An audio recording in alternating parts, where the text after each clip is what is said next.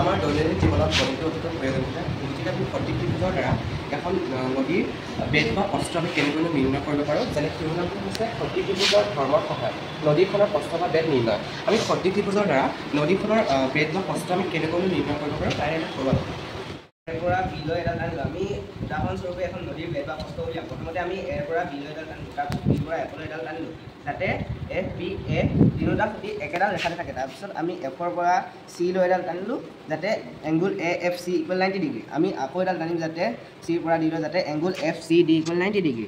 আমি চাম ডি আৰু এ সংযোগী ৰেখাৰ মাজত এনে এটা বিন্দু ই ল'ম, যাতে ডি ই একেডাল ৰেখাৰ ওপৰতে পৰে। এতিয়া আমি চাব পাৰোঁ যে angle A F E equal 90 degree, angle F C D equal 90 degree, আৰু এই দুটা বিপৰীত কোণ। সেইকাৰণে আমি ক'ব পাৰিম যে এই দুটা সদৃশ। আমি এতিয়া চাওঁ কেনেকৈ এই দুটা সদৃশ হ'ল।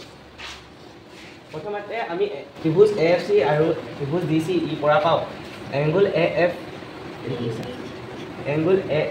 ই equal angle D C E, প্ৰত্যেকে 90। Angle A F E equal angle D E C, বিপৰীত কোণ। গম পালোঁ যে ত্ৰিভুজ এ এফ ই সদৃশ ত্ৰিভুজ D C E. A S অৰ্থমতে তাহাঁতৰ বাহুৰ অনুপাত সমান বা সমানুপাত, গতিকে A F divided by D C equal F E divided by C E. এতিয়া আমি ইউটিলাইজ কৰি পেলাই এফটো ৰাখি পেলাই F E divided by C E আৰু ইনটু ডি চি। এনেকৈ এ বি দিশ আমি নদীৰ প্ৰস্থ জানো, আমি জানো এ এফ, কিন্তু বি এফটো জানো, গতিকে বি এফটো মাইনাছ কৰাৰ লগে লগে আমি এই নদীৰ প্ৰস্থটো পাই যাম। নদীৰ প্ৰস্থটো পালোঁ। এতিয়া আমি ইয়াৰ উদাহৰণসমূহৰ বিষয়ে অলপ চাম। গতিকে আমি এতিয়া নদীখনৰ বেদ বা প্ৰস্থ নিৰ্ণয় কৰিব পাৰিলোঁ।